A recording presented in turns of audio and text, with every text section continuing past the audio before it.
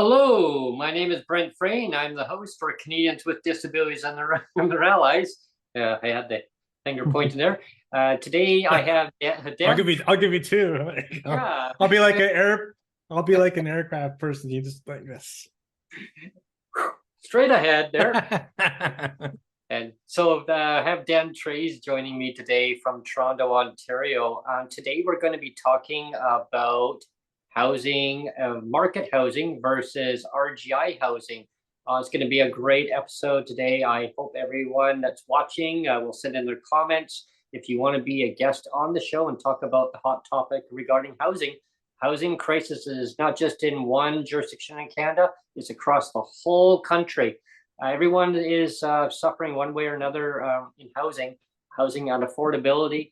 And of course, we'll break down the difference between what is really affordable for who and for what part of the population who gets housing and who doesn't get housing, what's cheaper versus market rent. So to dive into that, we'll be diving into that in just a few moments. But before we get going regarding on the episode today, we have a few announcements that we're going to be making. A little bit of housekeeping stuff. And so with that being said, I'm going to pass the mic over to Neil. And Neil's going to give us a little update on what's going on and my input and Dan's input and what Dan feels regarding the housekeeping stuff, what our announcement is. Yeah, I mean, basically, my thing is pretty straightforward and simple. Everybody that's on Twitter knows what a train wreck Twitter is becoming, right? And everybody's heard the rumors that they're going to be going to a pay per use business model kind of idea. And I mean, my opinion's either here nor there, but having said that, I'm just worried that there's going to be this mass exodus of Twitter. And you have a lot of followers on Twitter. You have like 4,000 followers or something, and getting up there. Yeah, and Sonia's got a lot too. And I know that you have it's a dedicated following. I mean, and so my point is the people that are dedicated, the people that are following both you and Sonia. My ask would be, before Twitter blows up or there's a mass exodus, that instead of staying on Twitter and watching it burn to the ground, please to have everybody jump on over to the YouTube channel instead. So everybody that's subscribed to you, I mean, I shouldn't say subscribe, but everybody that's following you on Twitter, should subscribe on YouTube, because what we're trying to do on YouTube is keep the PWD family together, right? I mean, if Twitter's going to go down, we want to try to keep everybody connected, everybody together. I mean, if you don't, obviously, if you don't really follow Brent or Sonia and you don't care, then I'm not saying you have to jump over to YouTube. I'm just recommending that be the thing, because I think we can all see the writing on the wall that Twitter is going to go down, or at least go to a pay-per-view model kind of idea. And so I would rather see everybody jump over to YouTube, where everybody can be connected on YouTube. Because to be honest, and I really only use, I mean, other than to complain to the government, which I admittedly do a lot. My second use of using Twitter is just to post links to videos that we've done, the shows that we've done. And I mean, in reality, you can just skip a step and be subscribed to my channel, and you'll know when the videos are coming.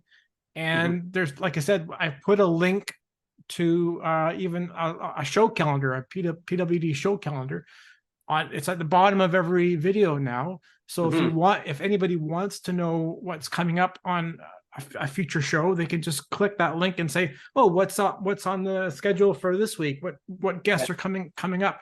And sometimes we don't know until the day before. Sometimes, but if I know ahead of time, I will put a link on the calendar and say, "Yeah, we're having a show." And I mean, we didn't even know we were going to have a show until just yesterday. And Dan himself is a really late ad. He just wanted to come on, so we're having Dan on too. So, but as much as possible, if I can give people a heads up on what shows are coming, I'll put it on the calendar. So, all that to say,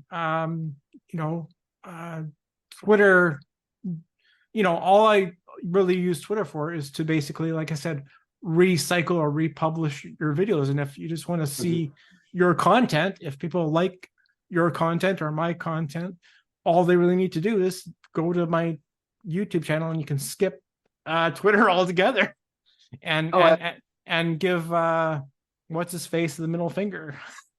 Well, people can actually listen to the podcast too. Like you can, on your favorite app. You can also search under Google too. Maybe explain that to some of the viewers and listeners. Well, the easiest thing to do, and again, it's going to sound like a plug, but the easiest thing to do is to just remember my website. It's a pretty unique website. It's just www.daddybentlegs.com.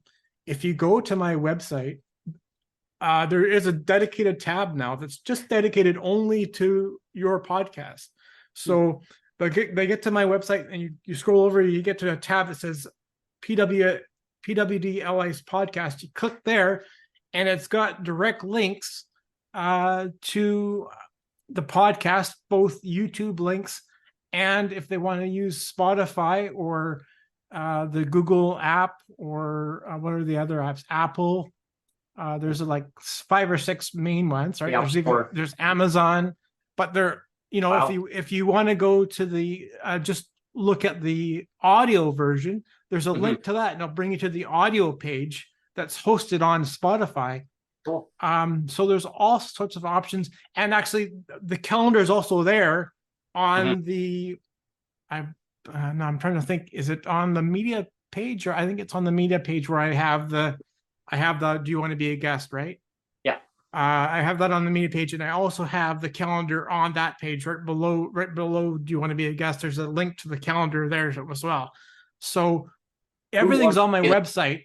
Everything's on my website, the daddybentlegs.com. So you go there, you get all up to date on what shows are available on audio or on YouTube. You see us live, but you have the choice of, if you just want to hear Brent, during a run, you can have them on your headphones and just play the audio through Spotify or whatever. But again, my point is before the ship goes down with Twitter and everybody has to be forced to pay, it's just my strong recommendation as a producer and editor to have as many people as we can jump on over and subscribe to the channel.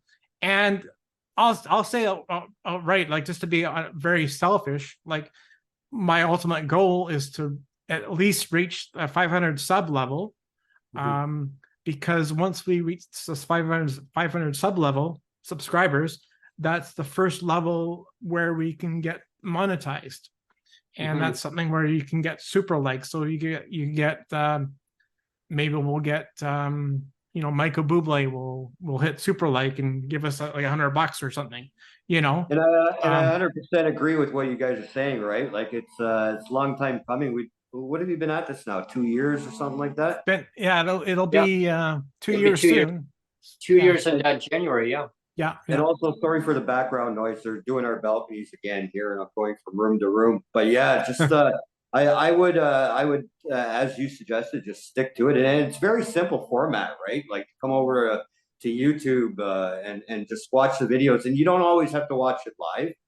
It is Mhm. like it will be put out there, and yeah, it's a benefit. And get on that daddybentlegs.com and be a guest, like share your thoughts. It's the only way we get things done, right?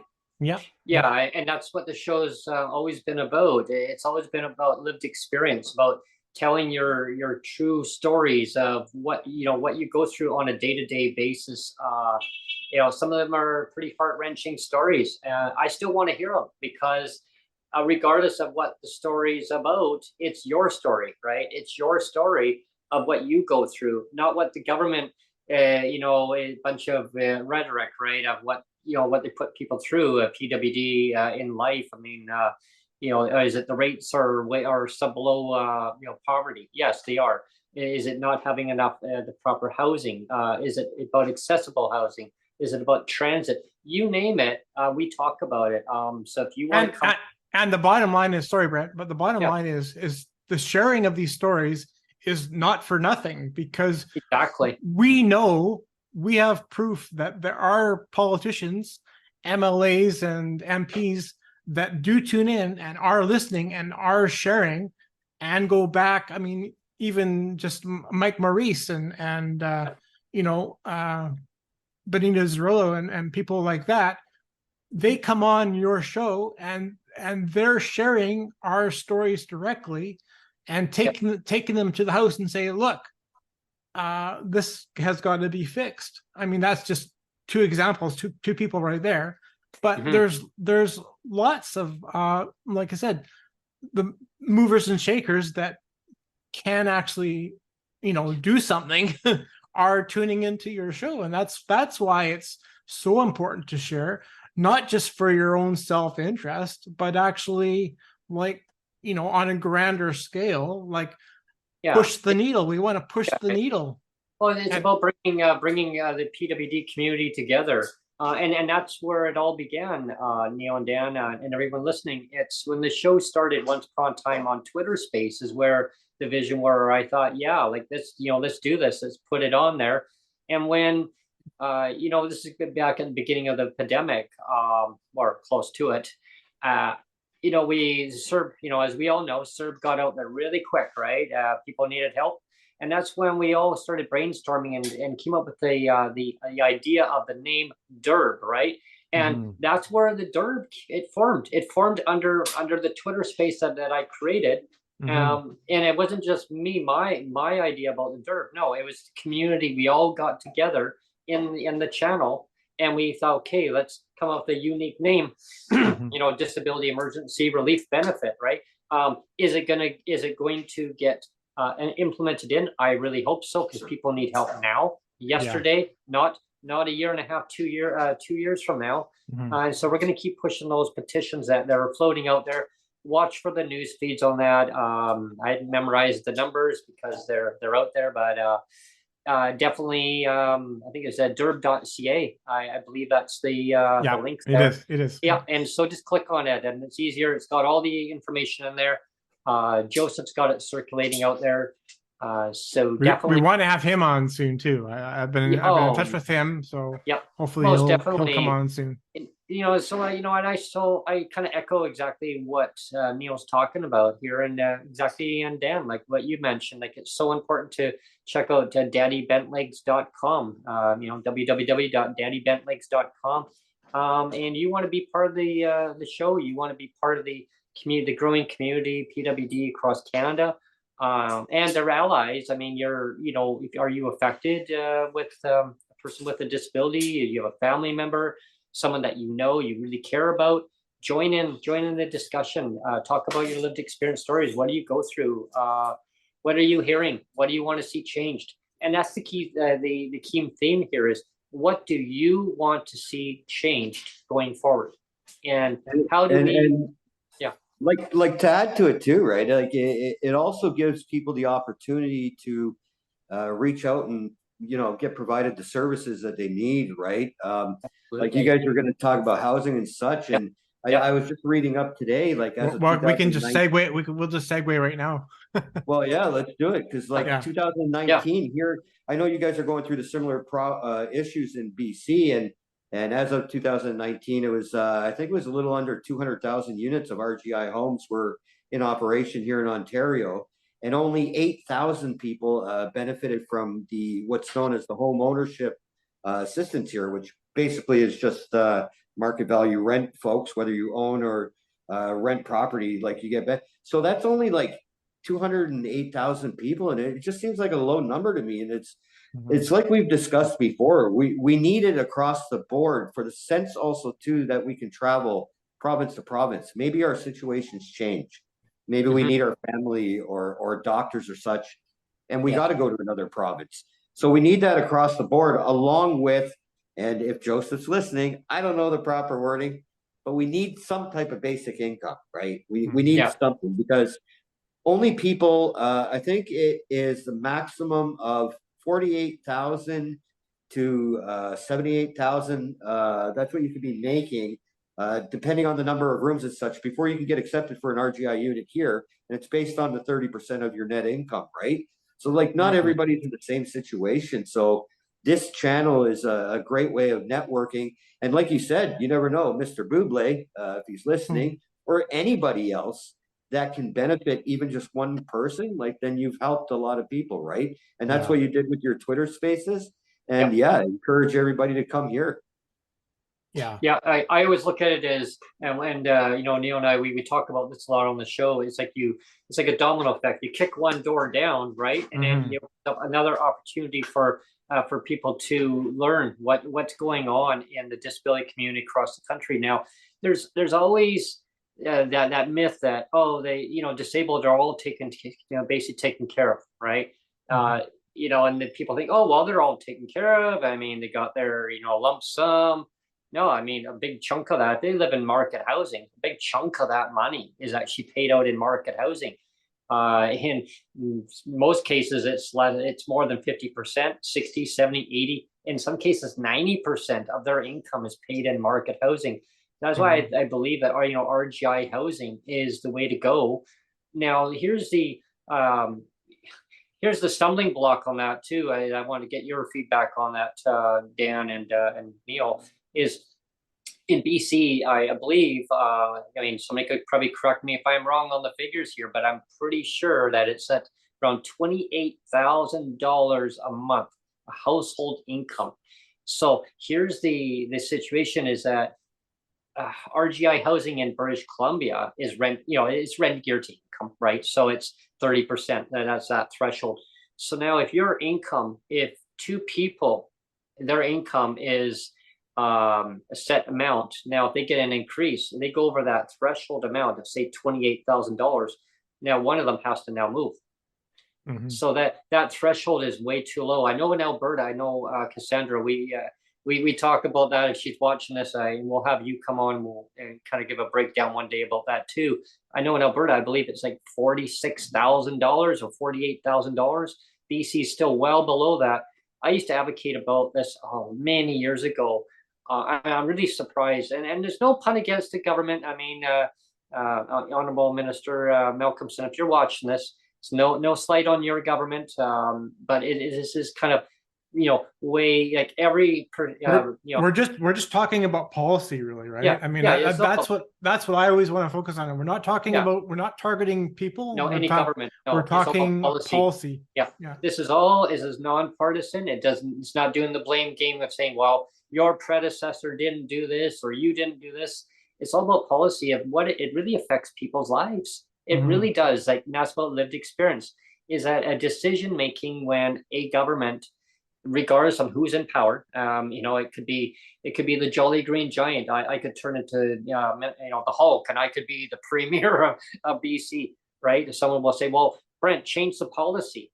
Well, okay, yeah. I mean, let's all work together. Like, governments need to work together and change policy, because right now, like I can tell you a lived experience, and I'm gonna take not even 1 minute of this because people have heard this story before. If you haven't, I will explain it really quickly.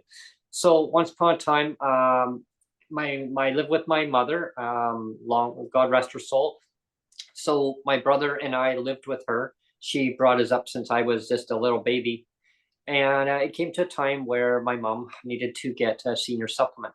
I didn't know anything about it. So she went talked to a worker. My worker time was for disability. She had one for seniors, so they handled a senior supplement and a provincial PWD.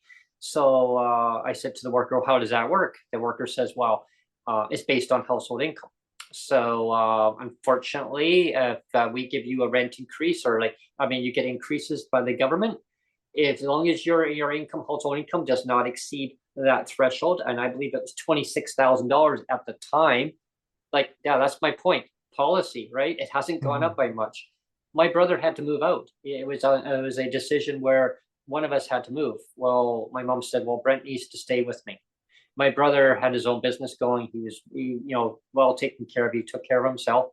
But he had to move. Then he lost his job, but he had to go and move in with his wife, because if he didn't, he would have been on the street. He would have not been able to afford the more high market housing. And that back then, market housing was slowly going up.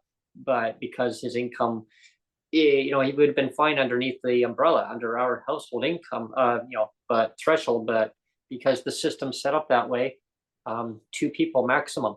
Imagine if my income, though, Dan, if had gone up and exceeded my mom's, I would have to then moved. See, so what I want to see is that threshold ballooned up, that ceiling ballooned up, so that people are not put into an awkward position. What's your view on that?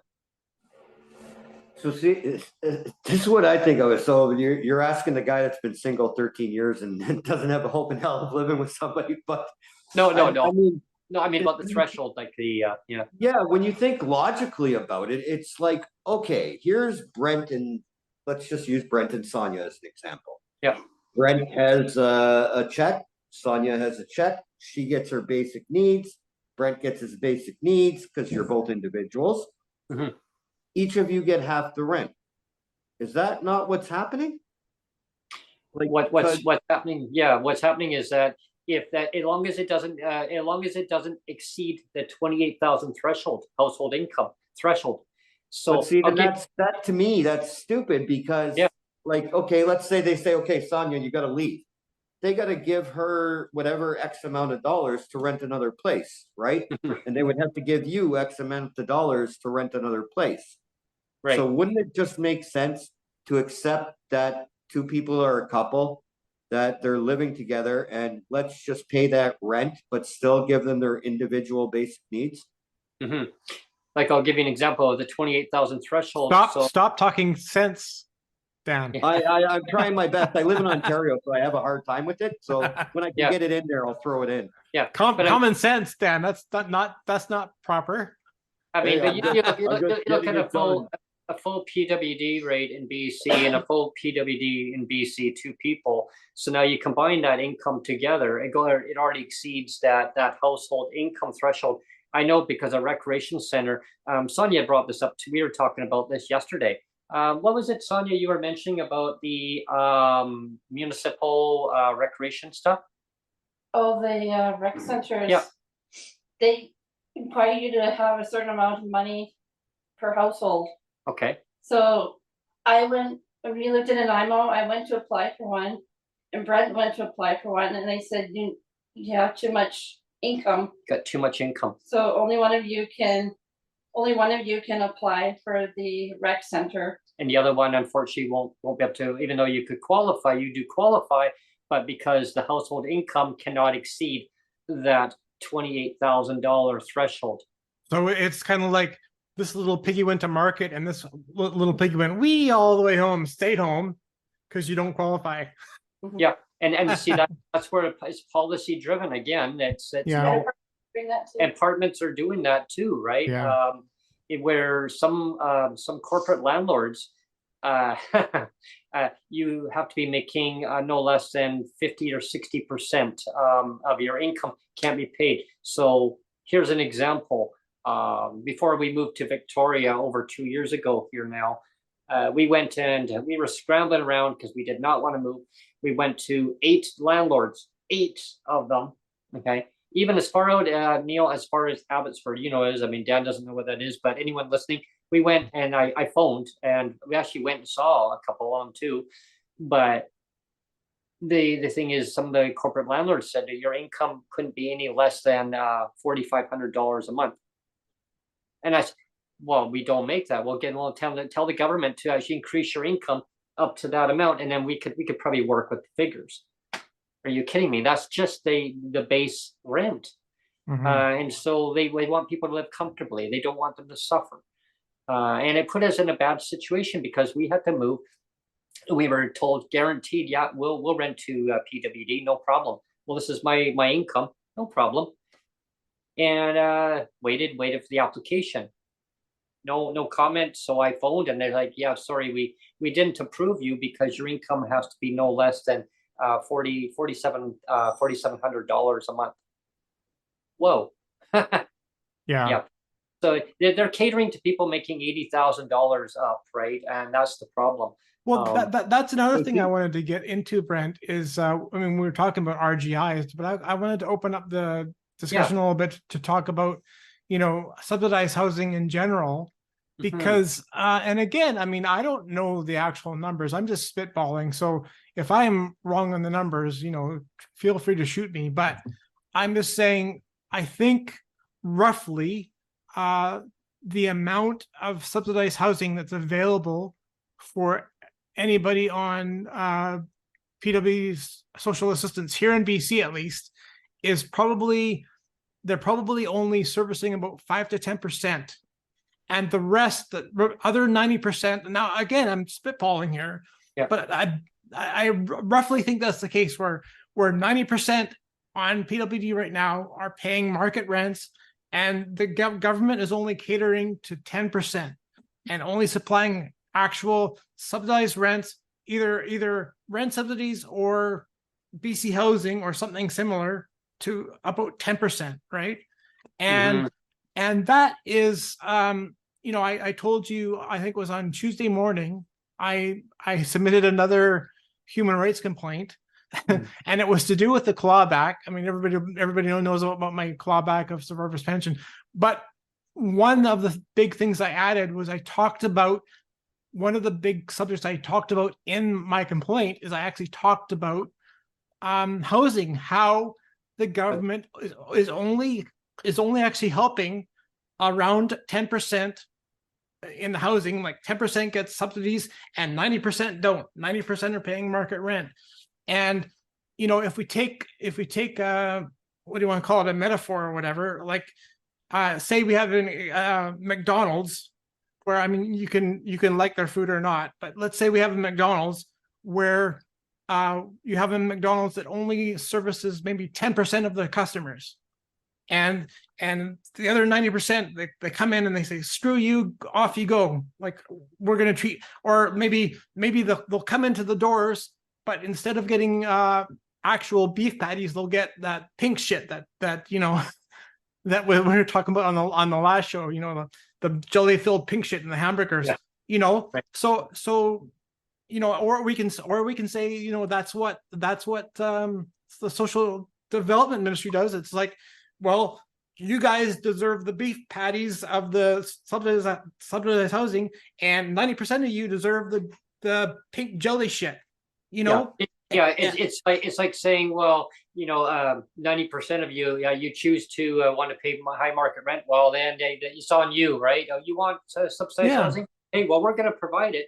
And so I'm glad that you mentioned that, Neil, because the PWD who pay high market rent, that's why I came up with that idea to the minister when I had the Honorable Minister of Social Development, Poverty Reduction in British Columbia on the show, where I came up with the idea where to extend that umbrella over these programs over, where there's one for seniors, right? There's a senior supplement where they can have RGI housing within their own home. Like, they don't have to move.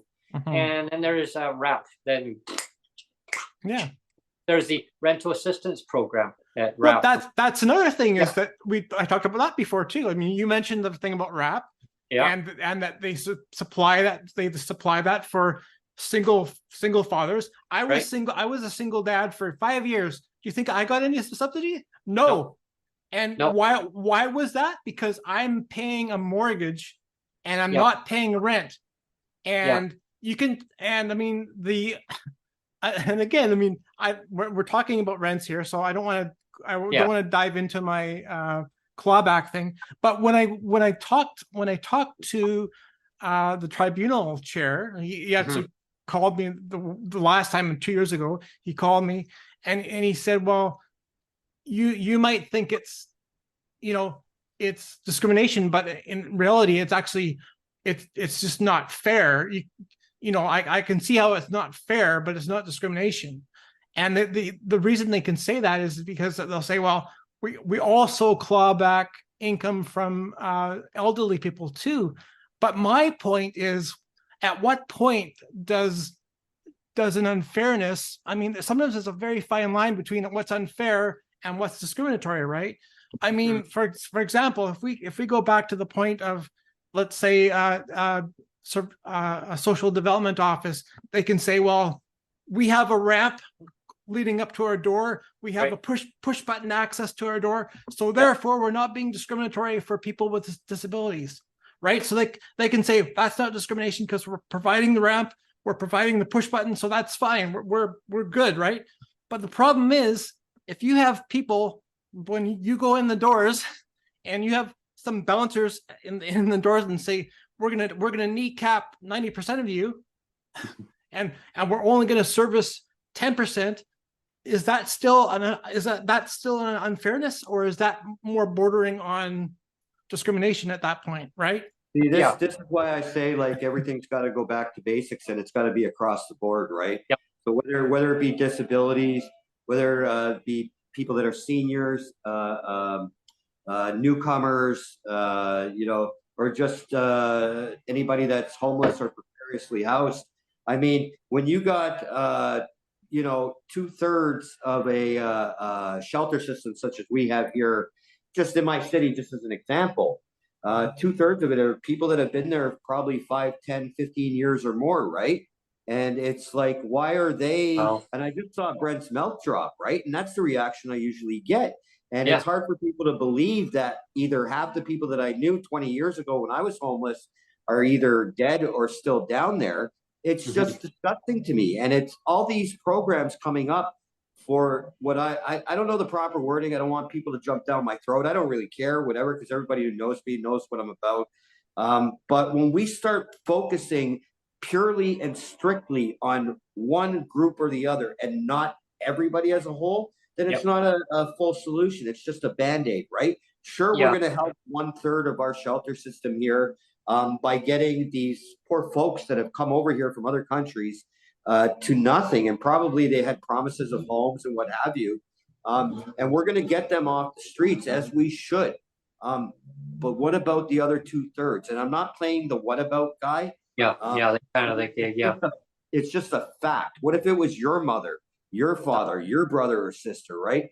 I was lucky enough to get off those streets. But unless you have that, what we've discussed all along, RGI unit, I would have been, I'd be homeless. There's no way in hell, even though, thank you, everybody. I got fired last month from a job that I was at. That's a story for another day. I still have a little bit of income, thank God. If I didn't have the RGI unit, I'd be in a park somewhere with my dog. Yeah. And that's why it's so important to extend it, not just to like one geographic population. I believe because the housing crisis affects everybody across this country. And I'm glad you nailed it, Dan. I mean, the newcomers coming here, they want a better way of life. And I have nothing against immigration coming to Canada. I believe that we need a lot of them to come here to fulfill a lot of the shortages of doctors, nurses. I mean, other practitioners, specialty groups. There was a discussion even on our local talk show this morning. They were talking exactly what we're talking about right now, and that's why I thought it would be a really good topic to talk about housing. And and we're gonna, continue these important discussions regarding the hot topic of housing, because it's not going to end anytime soon. Having RGI extended across the board, I think would be ideal for everybody based on their income. So, but that based on income, but that household part the threshold needs to be really ballooned up enough, because otherwise it's going to put people into a very dire situation, like I explained earlier, where they're going to have to make tough decisions of, well, you can go or you can stay, and it really breaks up family and friends, etc. Yeah. Or yeah, Well, again, Neil, that is, sorry if I cut you off. I can't hear shit because these balconies. Sorry. Oop, oop. But it goes back to what Neil says, right? It's like it costs. Okay, I don't know about you guys there in BC. I'm going to look it up later because I'm actually interested across the board, across Canada. But here in Ontario, it costs them between I think it was last check $5,000 to $6,000 a month to have people held in a shelter. So that'll be for your nurses, your security, transportation, meals, the bed, laundry, whatever, right? Mm-hmm. So if you're going to pay that, why can we not figure something out for $2,000 or $3,000 a month so that the people can be in the community, in a home, whether it be a room or an apartment or their own home that they've lived in for the past 60 years? It's because it's a business, right? And until they turn that corner where they're not treated, because this is one of those issues you shouldn't. It goes back to, like you guys were saying, policies. It shouldn't be a political thing, though. It should be automatic. These are people's lives. Look at, what is it, Finland or whatever it is that has no homeless. These are people's lives, right? So this is not your standard stop sign or speeding or parking ticket. This is people's life or death, man. Life or death. So work together, keep it together, and like you guys, I'm gonna get going soon too. But like you guys do with this program, keep pushing it, and everybody go to that daddybentlegs.com. Pick up that book if you like too. It's a good read, and just focus on what we need as a community, because if the community thrives, we all thrive. But sorry, Brent. I just wanted to jump again because I wanted to jump on something that Dan said. I mean, you talked about it being a business, and government is a business. I've shared before on the podcast a few times that I spent I worked for the provincial government for 7.5 years. So I was actually an employee of the provincial government for 7.5 years, right? And to take my metaphor further, imagine if I went to work and I handled a shitload of voicemail and email. Even back in the day when voicemail and email wasn't really a thing, there was still a shitload of voicemail and email, let me tell you. And anyway, but imagine if I went to work and I only ever did like 10% of, only ever responded to maybe 10% of my voicemail and email.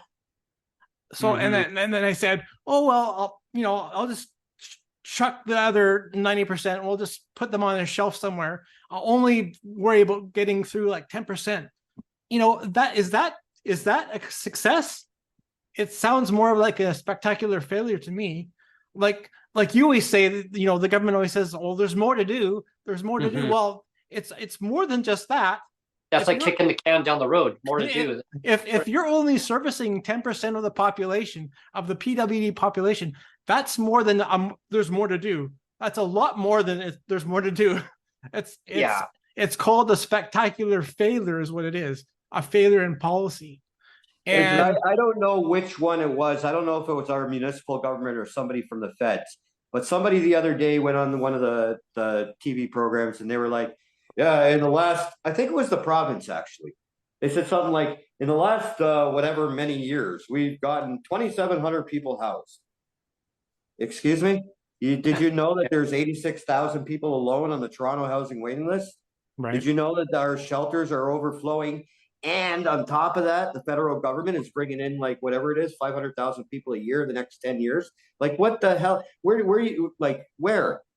And guess what? Now that we got this Greenbelt thing dealt with and settled, take half of that money you're going to promise to your buddies and build some housing with wraparound support, supportive housing, you know, things that meet the criteria and the needs of what, like in our neighborhood right here, we have a home going up right now. It's for, and excuse my terminology, I'm not up to date on all of it, so if I'm wrong, correct me. But it's for people with not mental health issues, but developmental issues, right? Adults.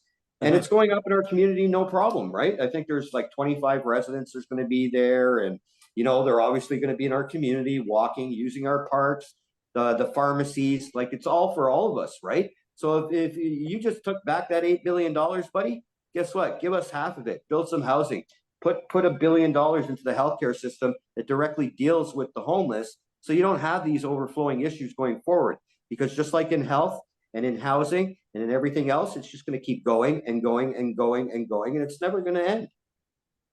Yeah, they were saying today, it was on the news saying that there was over 1 million new immigrants that have come into the country, and for universities, just for instance, there's no housing for them, and like where are they going to live? And so the problem is that they needed to put a stop on how many people are coming in until we got enough housing built for the citizens within the country. I mean, build. And like I said, again, I have nothing wrong with immigrants coming into the country. It falls down to policy of government choosing not to build the right housing many decades ago, and it's been a ripple effect going forward. And I mean, 40 years? Let's get out of building co-op housing. Let's get out of building social housing, any kind of housing that people need. And I'm all for every type of housing that needs to be built. It's like just build whatever housing is needed to help everybody in the country. Is it private sector, public sector? But making sure everybody has a roof over their heads. Nobody should be on the street. Nobody should be on the street. And if they are on the street, then work with the individual, figure out the actual plan that actually is best suited.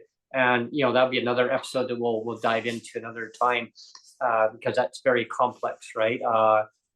Some people say, "Oh, hang on, you're going down that slippery slope there, Brent. Careful." But yeah, I mean that, because to me that's not an expertise area, right? That's up to the healthcare industry officials to deal with the individuals. And yeah, I mean, people listening to it right now, they're probably say, "Oh, I know what he's talking about." Right? There's been a lot of discussions. I mean, what kind of care that they need. That's not up for me to say. That's up to the healthcare and the provinces, municipal governments to deal with it. But the current citizens that can be housed, and we had a person on the show just recently, Neil, Leona. Yeah. And I want everyone to hear the actual awesome news that I have for everybody. Leona Witchcraft, that's her Twitter handle. She's now been housed. She has a safe place that she can call home, temporary until her permanent housing is available on October 15th, 2023. So thanks to the generosity of the community on Twitter, she was able to get some fundraising done and got herself housed into. But I mean, it shouldn't have taken this long. It should not have taken over. And again, we're not trying to throw the government under the bus, but it really shouldn't have taken this long, right? I mean, it's one of those things where, yeah, the government can just say there's more to do, but I mean, you got to say more than that. There's lots of times where you got to say more than that. It's a systemic issue. It's a policy decision. Like I said, if you're only going to service 10% of the actual population, that's a lot more than just saying there's more to do. Yeah, and that's why the solution that I came up with, or idea, some people say, well, yeah, but now you're telling everybody that they need housing, they need to go under a government umbrella housing. What I'm saying is that people that live in their own home right now and they can't afford the high rents because the cost of living has gone right through the roof due to inflation, and there's a lot of reasons why that's happening. Globally, there's a problem with the supply chains globally. There's also inflation at the gas pumps, at the gas station. And yes, people say, well, you don't drive. Well, no, but it still affects me because it's an intermodal. It gets passed down the line. The higher the gas prices go, the transportation industry has to now deliver those products and services to the stores. The consumer pays the end price, and which is higher. I learned all that in college. That's why I know I can run circles around that topic. And when I hear, all the parties voted let's triple the carbon tax. Well, what do you think is going to happen here? It's going to put inflation up. It's going to drive prices up. And that's federal. Sure, they can get rid of all that, but now we got it in BC. We got our own carbon tax. Where so much taxes. Like you basically get rid of all these extra taxes, and then you lower down the municipal tax, and that's what's driving up home prices too, because owners who own apartment buildings, they're and this is a discussion I had on a phone-in show one day. I said, I get it. Like the prices of the homes have gone up because the municipal taxes have gone up, but now the government's capped that rent increase at 2%. There's at 13%. So now they say, well, we can't afford to run our business. And now the government says, well, next year, we're going to put it to 3.5. Well, now that property owner, all the cost of collecting garbage, sewage, water, you name it. Maybe they have a mortgage, maybe other loans, whatever it is. All these costs get added all into all this stuff. So when I say vacancy control or rent control, there has to be some kind of balance here. Like they need to reduce down these property taxes so that the developers can now make housing affordable. But there has to be a stipulation saying if we reduce down municipal taxes and make it affordable for those developers who are now going to own that building, they have to make a deal with the local municipality that they live in to actually make it affordable for the recipients if they don't have, or if they're not on RGI housing. I still think RGI housing is the way to go, but if they don't, at least make it a compromise. Work with the local governments and work out a deal. And if they don't, then they can pull the business license. I feel like I've been kind of talking in metaphors all show, but I'm going to do another one anyway. And maybe this one won't be inappropriate. And if it's inappropriate, I apologize. It's not meant to be inappropriate. But what I was going to say is, those blue Spark cards, right? The parking pass cards. If you for parking, and then they have like the painted stalls that are blue with the handicap. Our logo itself is the red maple leaf, right, with the logo on it, right? That's right. But yeah, the Spark card is blue, right? And accessibility card. And I was going to say that in a way, government almost treats us PWD as kind of racist, that we're all kind of colored blue. We have that blue color as well. It's like, well, you deserve it because you're blue, so it's like you don't really deserve adequate housing. It's fine, like with witchcraft, it's like, well, it's okay that she was waiting for 4 months. It's okay because she's a blue color person. She's a blue color person, so it's okay. There's more to do, but I mean, these are blue people on the shelf, so blue people are lower priority for us, but that's okay, right? And I mean, maybe my comments are a little bit out of context, but I'm trying to build a metaphor here that, I mean, really, government kind of keeps us all in the color of blue and say, well, if you're blue, you don't measure up to as much as everybody else does. You're in your blue corner, and the blue corner doesn't deserve as much, right? Well, and you're exactly right. Sorry, Brent. I just wanted to clarify, like when I mentioned about municipal, and I'm going to get down to your input on this. I mean, when I mentioned, they just need to lower down these taxes. I mean, this is just my view. Like, I'm not telling government what to do or local governments or whatever. This is just an idea. I've heard some feedback from some local landlords and developers, and they even said this to me. So that's why I threw this out there.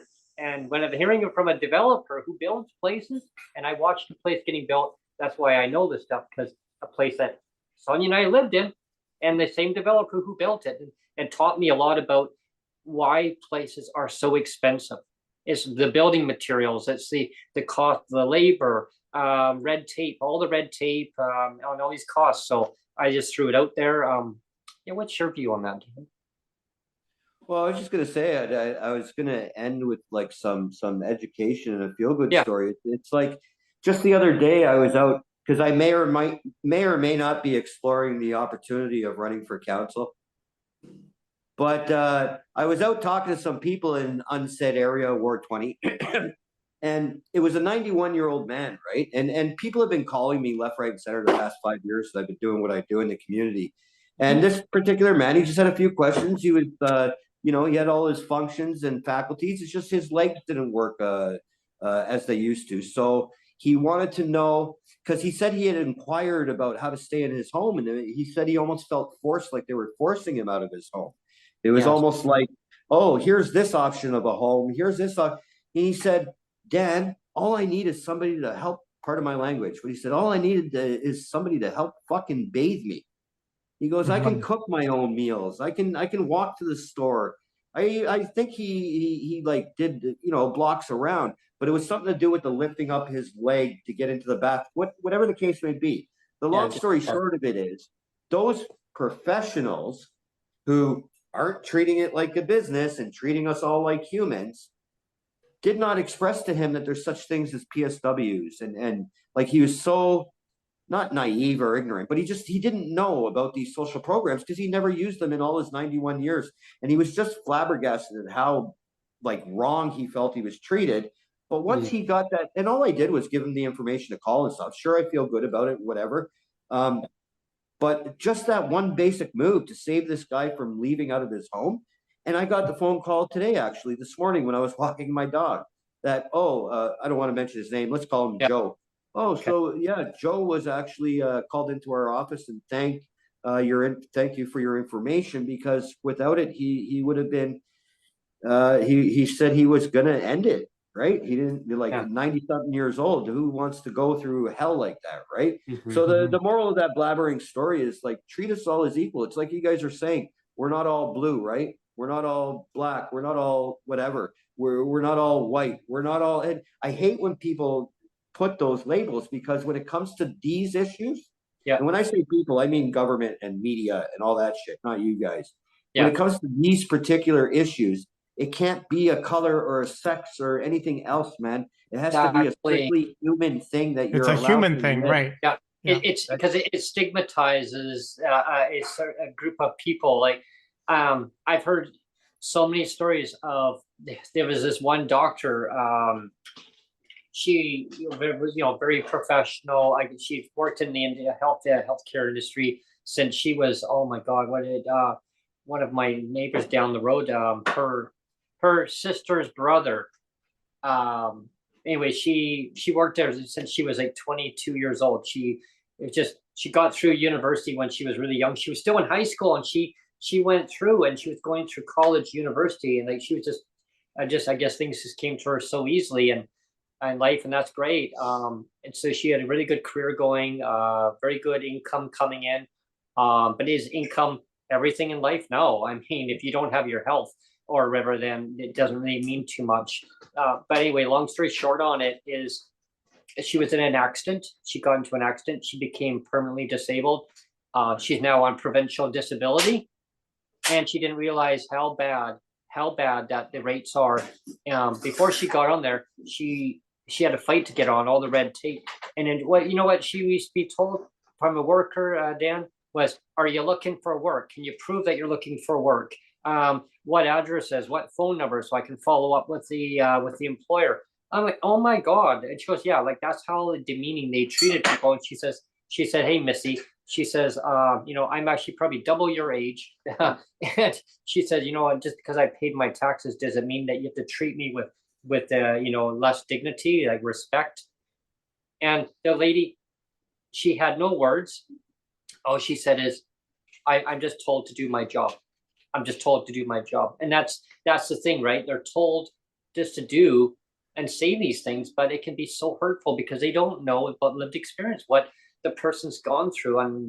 And again, like I say, it's all policy. It's all policy. These policies were written, oh my gosh. I remember on Twitter space, we got into a big debate that one time. when were these policies? I think I was ranting and raving. When were these goddamn policies implemented in? And somebody said, well, way back in the 1500s, Brent. You know, I mean, like it dates back, but we need to modernize it. We need to listen to citizens, okay? And that's what I'm going to say the theme going forward here, citizens of Canada. It doesn't matter, and Dan, I'm glad that you mentioned this. It doesn't matter if you're dark, you know, what nationality you are. It doesn't matter what race you are. It doesn't matter, you know, you're he, she, him, you know, he, her. I mean, we're all citizens of Canada. Can we not modernize policies across the board? Is it about accessible housing? Like I said, all the above. Is it about transportation? Yeah, building transportation around housing. I think bang, like a lot of municipalities, they're right on that, and I'm actually all for that. By the way, I'm happy that that's going to get done. But what I want to see done is making sure that housing is truly, when I say truly, truly affordable based on the person's income, so they can put a roof over their head, they can call it their home, and they can feel safe. And it needs to be accessible too. Here's what you do in my closing comment there. What I'll leave you with is this. You know, it's a great conversation about housing, by the way, and I'm here anytime. And like we already said, go to daddybentlegs.com and sign up. Go to Neil Matheson on YouTube and like, subscribe, and share. But also, the next time you're talking to any of your politicians, whether they're MLAs, whether they're your local constituent, like councilors or your mayor or what have you, ask them this. If you can pay $5,000 to house me in a shelter, why won't you pay half of that to let me live in our community? Yeah. And I post the answers, and guess what? That page where the answers will go will be blank because they don't have a fucking clue, man. You need the lived experience at the table to deal. I can't tell Neil there how to deal with issues with regards to people in wheelchairs, man. I've never been in a wheelchair. I don't know. How the fuck do I know? I could be a support. I can be there as a pal. I can't tell him what to do. Yeah. Ask them that simple question. If you pay $5,000 to your friends to work and house me in a shelter, why won't you pay half of that to let me live in the community? And watch the expressions you get. Yeah. Especially, you know, when people put that money back in the community, you give them RGI, they actually put the money back into the community and helps the community and local businesses grow. Yeah, it's about listening to people with lived experience. It's like saying, oh, do you want me to pick up your wheelchair, your scooter or wheelchair? I can lift you up to the top of those stairs. Hang on. No. I just want a ramp. I just want a ramp because I can do it myself. Make it accessible. You know how many times I've seen it on public transit, Dan? Yeah, you know, someone gets on, excuse me, I need to get in there. Oh, okay. Could you just get out of your chair? I heard that one day. I was on the bus on the back. I was like, can you just get out of your chair? And actually just lift it up. And actually, you know who said that? I was appalled. You'll never guess who said that. Sir, could you maybe just get out of your chair and actually the lady's gonna move up the chair and like the seats and they just push it in there and just get back in your chair. Who said that? A bus driver. Yeah. Are you kidding me? Like seriously, I was really shocked. I heard that. And what, he picked you up on Friday and dropped you back home on Monday? Like what the fuck? I don't know. You guys transit system is another topic. Yeah. That'll be another topic. But you're exactly right though, right? And the total not disregard, but the total ignorance, I would call it, of some people, and some of the people, they don't actually know, right? Because it's not what's played in the news. It's not a feel-good news story, right? It's so we got to stick together and do it ourselves, because if this stops, if this dialogue stops, you might as well just go lay down somewhere, right? Yeah, and I mean, that's why we got to keep the dialogue going forward, keep it going strong.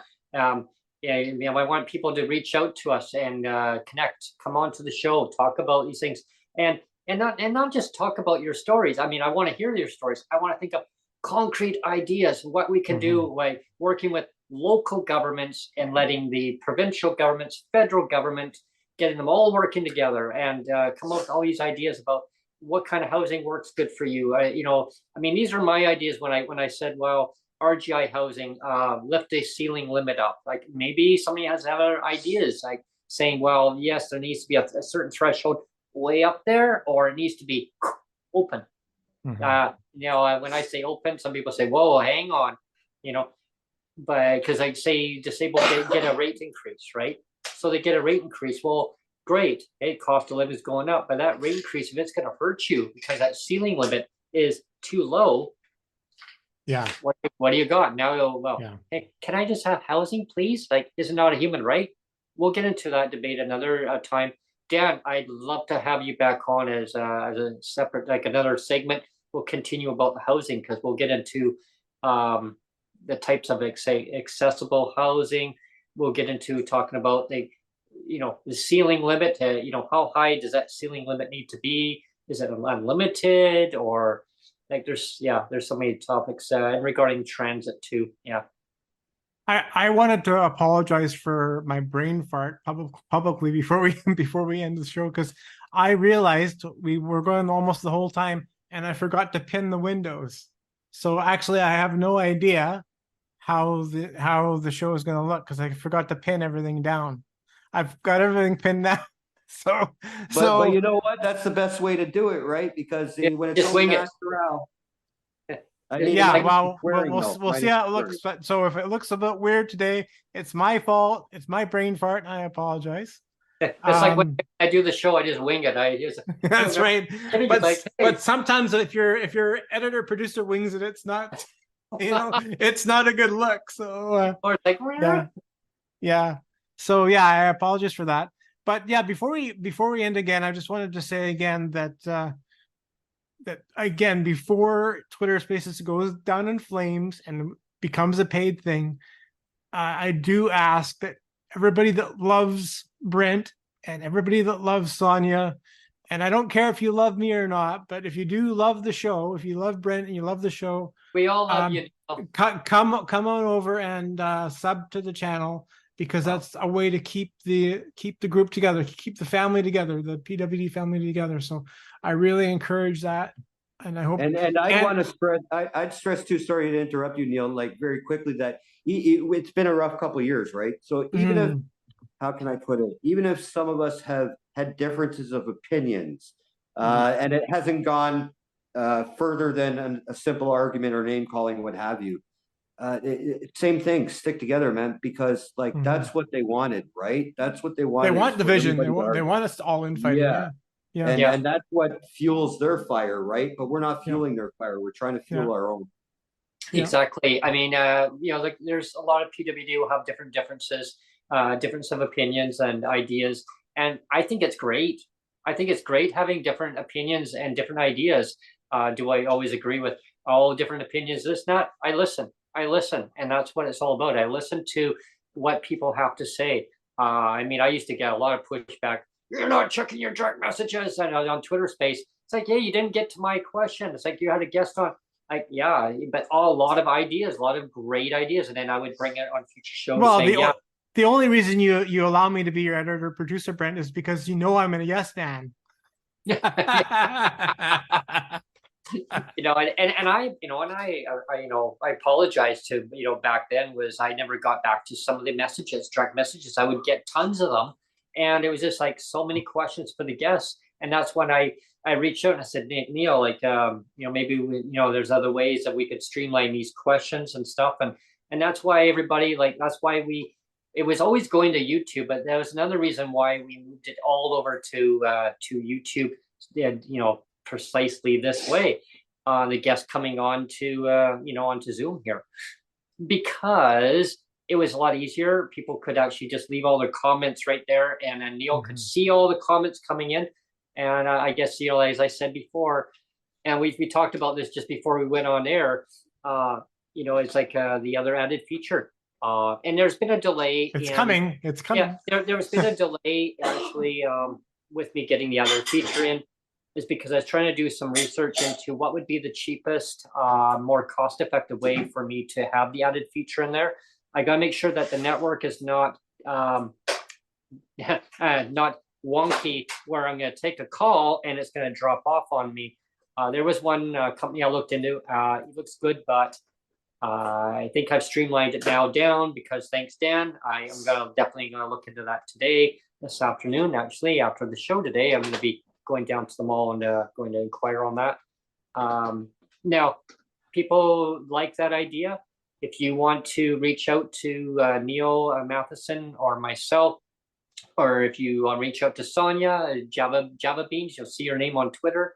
You want to send a few bucks to help out with our added feature.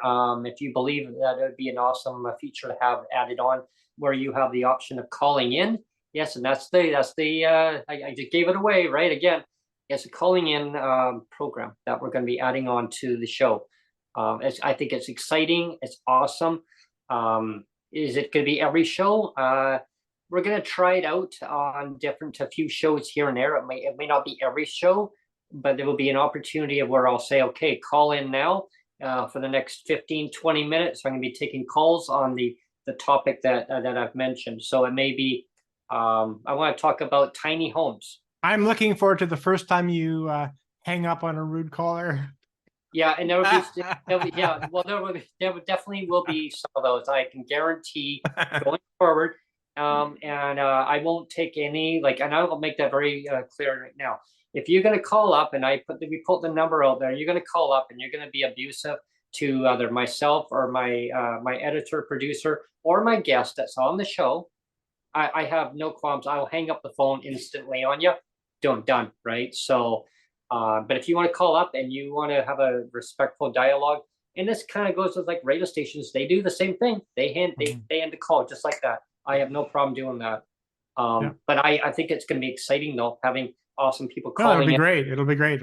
It's kind of like a redux of your Twitter space. of Twitter the open mics. Twitter space of that connection, having that.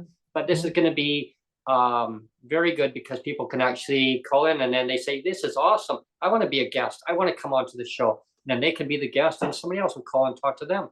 It's interacting with people. It's interacting with each other, and that's what it's about. It's about communicating great ideas. Hey, I love this show.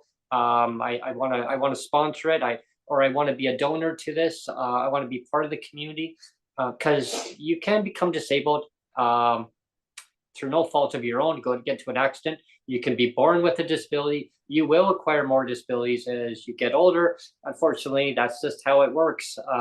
There's either going to be cognitive disabilities.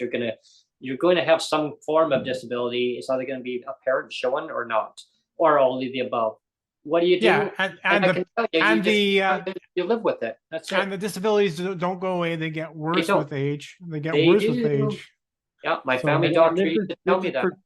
I don't know if you noticed or not in closing, this is precisely why I add some of the people that I add to the links and tweets and everything, whether it be Jennifer, who's saying at CP24, Christina Tenalia, Catherine McDonald, Melissa Duggan is another good person at City News. But this is why I add them. It's not to get that 5 minutes of fame, right? Because that Titanic has already crashed into the iceberg.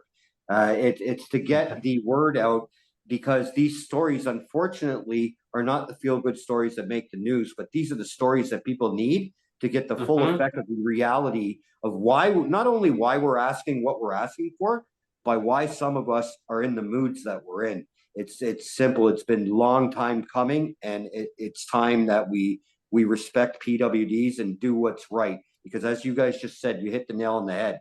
I'm turning 46 next month. It's never going to get better. It's only going to get worse. So I want to be prepared by the time I get there. Well, 5 more days from now, guess what? The magic number turns another year, another year wiser. Today's the 22nd. That's right.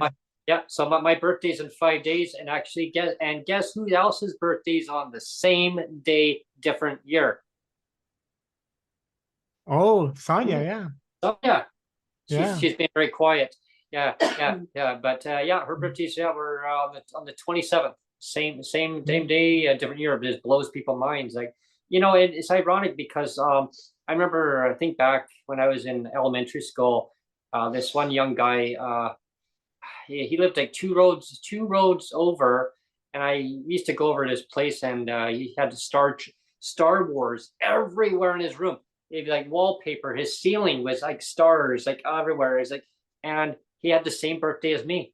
Isn't that ironic, how it works out that way? And Yeah, we just he just went his way. His parents moved away, and they moved out to Sudbury, Ontario. Actually, I remember moving out, and I was so sad because I was like, oh no, like, but yeah, I mean, life goes on, My right? mom and dad. And Sonia's mom and dad's birthday's coming up February. in February, same day, different years. And so it's I always find like astronomy, like you got Aquarius and all the different ones, and I follow that really closely. I'm saying, well, hey, what does certain times mean? Like, yeah, it's kind of interesting. Yeah. So, getting back though, what we were talking about with the housing, just to end the segment on this, as truly, I want to see every citizen in Canada to have housing, regardless of who you are.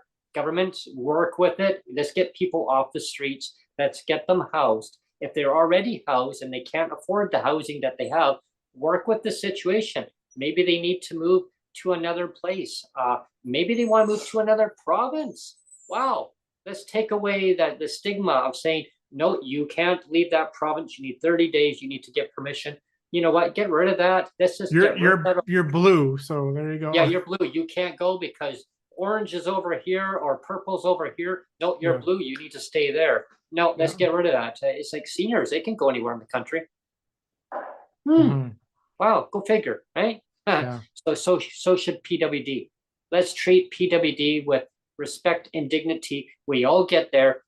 Just because the policy says that no, we can't. Yes, you can. You can change it.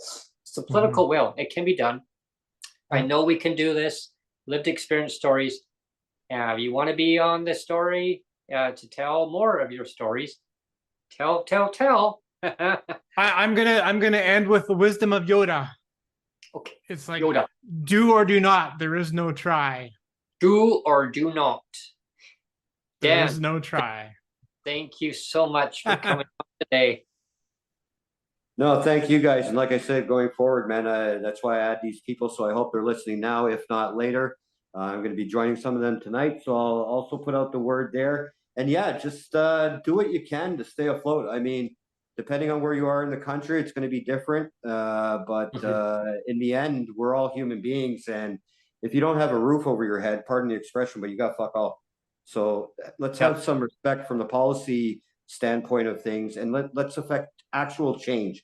Worry about all that other goofy horn honking stuff later, and actually deal with change and get some things accomplished, because none of us are getting any younger.